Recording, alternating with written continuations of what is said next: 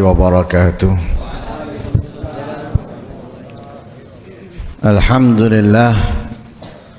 Allahumma salli wa sallim ala sayyidina Muhammad sayyidi ahli dunya wal ukhra wa ala ibnatihi Fatimati sayyidatina Fatimati Zahra wa ala alihi wa sahbihi man rafa'ta lahum bihi qadra واغفر لنا به غفرا وتولنا به في الدارين سرا وجهرا نوينا التعلم والتعليم والتذكر والتذكير والنفع والانتفاع والإفادة والاستفادة والحث على التمسك بكتاب الله وسنة رسوله والدعاء إلى الهدى والدلالة على الخير ابتغاء وجه الله wa mardhatihi wa qurbihi wa thawabi minallahi ta'ala.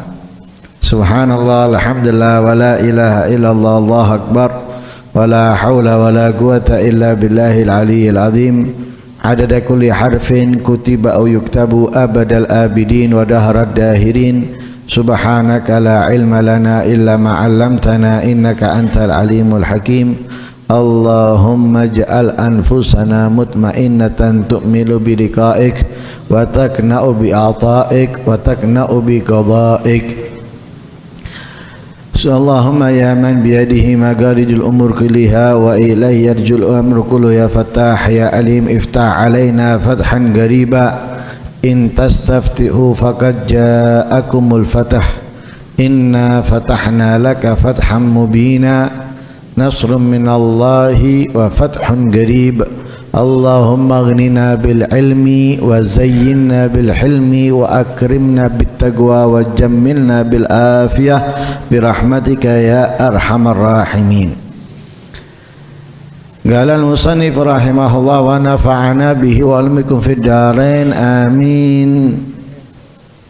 في الفصل الرابع من نوادر من حكم الإمام الشافعي رضي الله عنه إلى قوله خير الدنيا والآخرة 5 خصال غنى النفس وكف الأذى وكسب الحلال ولباس التقوى والثقة بالله تعالى على كل حال. Imam Syafi'i di dalam hikamnya beliau mengatakan kebaikan dunia dan akhirat itu ada di 5 perkara. Kebaikan dunia dan akhirat ada di 5 perkara. Yang pertama ghinan nafsi, kaya jiwa, kaya hati.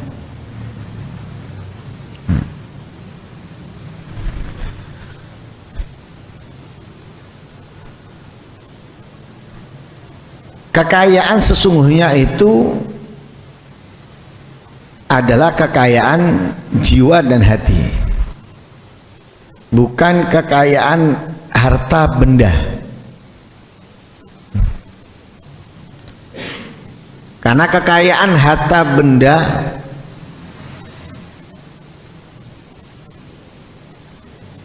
tidak menjadikan orangnya itu tenang, nyaman,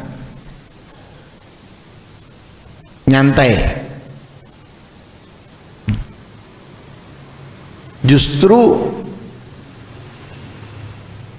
membuat orangnya memiliki banyak kesibukan, banyak aktivitas di luar kebaikan ketaatan. Bahkan justru terjerumus di dalam keharaman, kemaksiatan, kemungkaran dan kelalaian. Adapun kaya jiwa dan hati membuat orangnya tenang, nyantai, tidak resah, tidak bingung.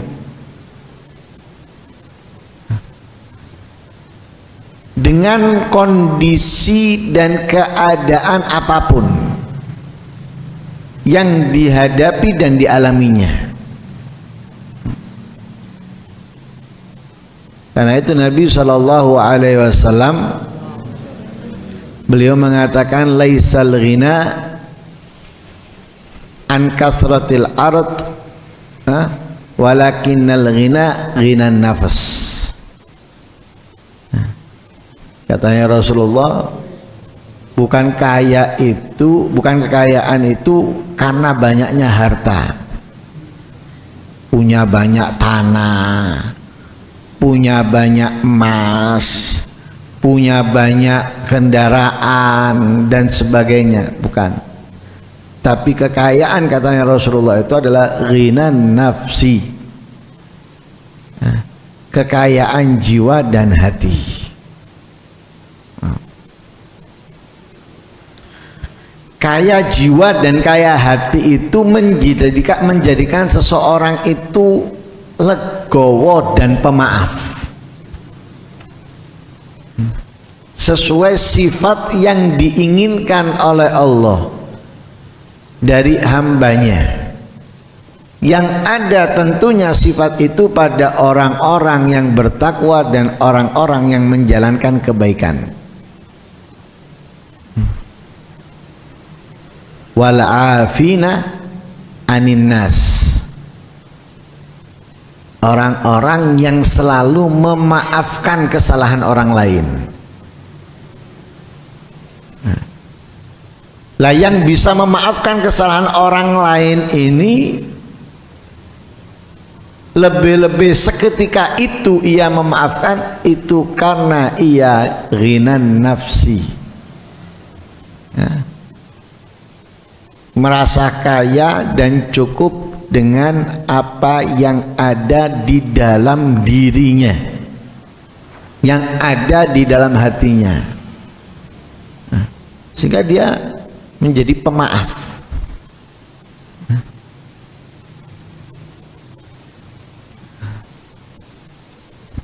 Yang pertama.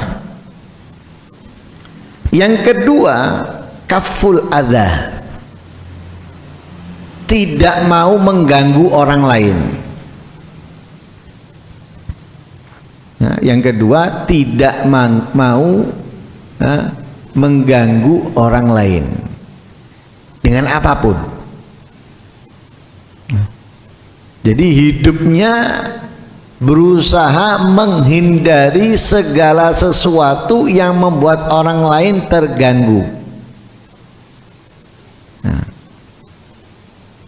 Jadi kalau misalnya di rumah nggak mau nyalakan sesuatu, musik, TV dan semisalnya yang sekiranya mengganggu tetangganya,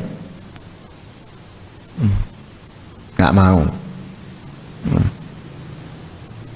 Kadang nggak punya hajatan, tapi nyetel lagu pucuk namanya pucuk krungu,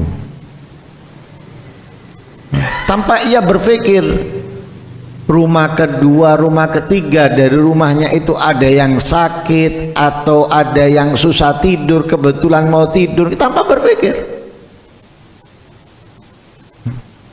Kalau orang itu nggak mau mengganggu orang lain, nggak mau mengganggu juga dengan sikapnya yang acuh, yang cuek. Kan ada orang itu kalau jalan ndak noleh kanan kiri, bonok tonggone, bonok koncone ndak disopo. Ini ndak, dia jalan kalau ketemu orang muslim dia assalamualaikum, senyum, menyapa, nggak mau mengganggu dengan cemberutnya, wajah sinisnya, ndak mau. Apalagi dengan perbuatan dan ucapan, dengan perbuatan dan nggak mau dia. Mereka nggak mau mengganggu. Lah kalau mereka disalahi, mereka diganggu, mereka nggak ngurus itu, nggak peduli itu. Karena apa? Punya yang pertama, ghinan nafs. Dia abaikan itu aja. Orang mengganggunya, orang mencacinya, orang memfitnahnya, orang menterornya, diabaikan sama dia. Nggak disimpan, nggak dimasukkan dalam hati dan pikirannya. Sudah, lewat begitu aja. Mau orang omongannya pedes, mau orang sikapnya nggak baik dengan dia, diabaikan sama dia. Yang penting saya nggak mengganggu. Adapun orang itu haknya orang itu urusannya orang itu sendiri untuk dirinya sendiri. Mengganggu orang itu kan kembalinya kepada diri kita sendiri,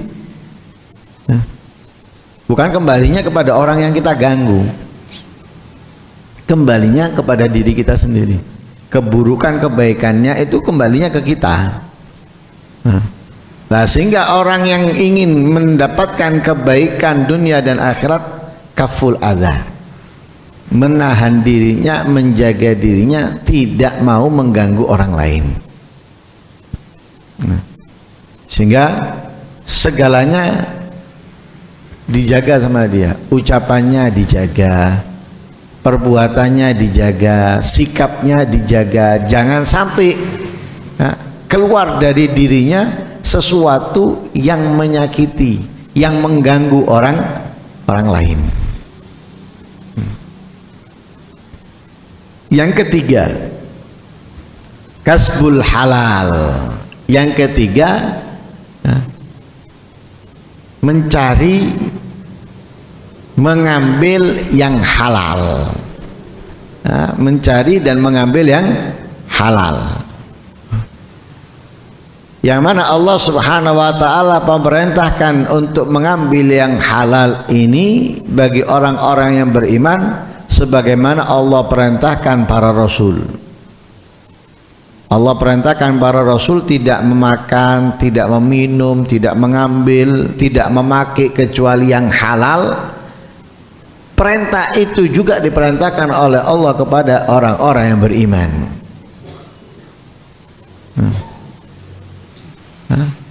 Perintah itu juga Allah perintahkan kepada orang-orang yang beriman.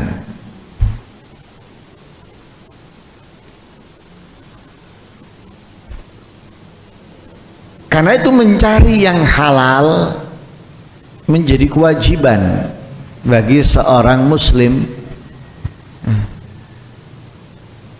Talabul halali wajibun ala kulli muslimin. Mencari yang halal itu wajib bagi umat Islam. Lah bagaimana kita bisa mendapatkan yang halal kalau kita tidak mempelajari segala sesuatu yang berhubungan untuk itu? Orang hanya mempelajari manajemen. Bagaimana kalau dia berusaha, dia punya usaha berkembang semakin besar. Tapi dia tidak memikirkan bagaimana saya bisa mendapatkan yang halal dari pekerjaan ini. Punya pekerjaan, caranya bekerja ini, ya, gimana supaya yang saya ambil uangnya dan saya beri barangnya itu menjadi miliknya, uang ini menjadi milik saya, bukan hanya keluar masuk gitu aja. Itu nggak dipikirkan. Sekolah tinggi, ambil manajemen, ambil ekonomi dan yang lain sebagainya. Untuk apa? Kalau punya usaha bisa berkembang. Yang dipikirkan hanya mendapatkan. Dia nggak peduli subhat haram, nggak peduli dia. Yang penting dapat. Lah tidak, orang muslim bukan seperti itu. Orang muslim memikirkan yang diambil bagaimana halal, yang didapatkan bagaimana halal. Nah sekarang kita enggak, kita ini wah ini menguntungkan. Yang dipikirkan bukan halal haramnya, menguntungkannya. Faedah ini bisa menghasilkan sekian ini. Itu yang dipikirkan. Entah itu ada aplikasi baru, entah itu ada program baru, dan yang lain sebagainya. Yang kita pikirkan kita untung. Contoh aja, contoh. pemerintah menurunkan bantuan. Lah di dalam menurunkan bantuan, pemerintah itu punya apa? Punya standar. Siapa yang menerima bantuan? Lah kalau kita tercatat termasuk yang menerima, enak. Wos mikirkan dapatnya tok. Apalagi tahu, dapatnya sekian. Man ditolak. Apalagi ya didatangi dari pihak kelurahan hanya modal KTP suruh tanda tangan sudah dapat bantuan itu, nggak mengajukan nggak apa, dapat berapa, dapatnya sekian, eman nolak. Kita mikir emannya duit ya. Pikir standarnya pemerintah itu siapa yang berhak mendapatkan itu siapa. Karena uang ini bukan ditujukan buat setiap warga, tapi orang-orang yang terpenuhi syarat ketentuan standar yang dibuat oleh pemerintah. Jangan, saya kan nggak mengajukan, saya terima loh. Mereka punya standar, aturan. Lah ketika kita ngambil, kita itu mengambil uangnya siapa? Uangnya orang-orang yang berhak menerima kita ambil, sedangkan kita tidak termasuk yang berhak. Seperti zakat. Seperti zakat. Ada orang bagi zakat. Kalau kita tidak layak menerima zakat, bukan orang yang berhak menerima zakat, ketika diterima haram. Lah kalau kita mikirkan yang kita dapat aja, wah lumayan, 1 juta. Isok gitu jajan, isok gitu kayak kelambi yoyo. Lumayan ini, bisa buat sangunya anak-anak dan sebagainya. Kita mikirkan ini halal haramnya yang dipikirkan itu. Kalau kita bukan orang yang berhak menerima, kita menerima haram. Tapi banyak orang nggak peduli, nggak memikirkan itu, mikirkan pokoknya itu sedangkan kasbul halal itu wajib, mencari yang halal, mengambil menerima yang halal itu wajib, harus.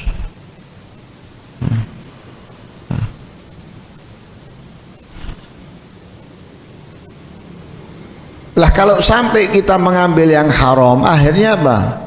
Doa kita nggak diijabahi, sholat kita nggak diterima, naudzubillah min dzalik. Karena itu kita harus nyari yang halal. Lah yang halal itu walaupun sedikit, walaupun kecil, membuat kita semakin hari semakin semangat dalam ketaatan kebaikan, semakin meningkat, semakin kuat. Karena man akalal halala ata'at jawarihuhu sya'a am aba alima am lam ya'lam. Orang yang makanannya itu halal, anggota badannya ini akan taat, melakukan kebaikan ketaatan. Jadi orangnya itu dibuat nggak bisa bergerak sudah, kecuali dalam kebaikan ketaatan. Mau nggak mau sudah orangnya itu ke masjid, ke musola, ke majlis, ke tempat-tempat yang baik. Anggota badannya yang mendorongnya, yang mensupportnya, dia mau ataupun tidak mau, anggota badan itu akan mendorong dia untuk ketaatan kebaikan, sebab makanan yang halal. Yang keempat, libasut taqwa, berpakaian dengan ketakwaan. Jadi menghiasi diri kita dengan pakaian ketakwaan, pakaian takwa. Dan pakaian takwa bukan baju takwa ya, pakaian takwa itu adalah pakaian yang terbaik. sebagaimana Allah Subhanahu wa taala berfirman, wa libasut taqwa dzalika khair. Libasut taqwa, seseorang yang menjadikan dirinya bertakwa itu adalah khair, sangat baik. Karena bekal yang terbaik adalah takwa. Nah, ketika kita pakaikan anggota badan kita, ya, mata, telinga, lisan, tangan, kaki, perut, kemaluan dan sebagainya dengan ketakwaan, itu adalah pakaian yang terbaik untuknya, ya, melindungi dari panasnya api neraka, melindungi daripada sakitnya siksaan, baik itu di alam barzakhnya ataupun di akhiratnya. Yang terakhir, yang kelima, wathiqatu billahi ta'ala ala kulli hal, percaya, ya, pasrah kepada Allah di setiap keadaan. Nah, mau dalam keadaan senang, dia percaya kepada Allah. Nah, dalam keadaan sengsara, dia percaya kepada Allah. Dalam keadaan lapang, punya, percaya kepada Allah. Dalam keadaan nggak punya, dalam keadaan sempit, percaya kepada Allah. Jadi di setiap keadaan, keadaan susah, ya, senang, ya, sempit, luas dan lain sebagainya, dia percaya kepada Allah Subhanahu wa ta'ala di setiap keadaan. Bukan percayanya kepada Allah, yakinnya kepada Allah itu di waktu-waktu tertentu, waktu punya, waktu senang dan yang lain sebagainya. Waktu susah lupa, atau sebaliknya, waktu susah percaya kepada Allah. Itu kebanyakan, ya, lawes tumpes hancur baru rajin dungo, ya, rajin ke masjid dan yang lain sebagainya. Ketika kaya, ketika punya, ya, lupa doa, lupa, ya, bersyukur, lupa masjid dan semisalnya. Nah, 5 ini adalah kebaikan dunia dan akhirat. Semoga Allah Subhanahu wa ta'ala menjadikan kita orang-orang yang mendapatkan kemuliaan, kebaikan di dunia maupun di akhirat, dan semoga Allah bangkitkan kita dan Allah kumpulkan nantinya kita dengan pemimpin orang-orang yang baik, yaitu Nabi Muhammad SAW, dan Allah sandingkan kita dengannya di surganya Allah. Amin, Allahumma amin. Wa sallallahu alaihi wasallam Muhammadin wa ala alihi wasallam. Alhamdulillahi rabbil alamin.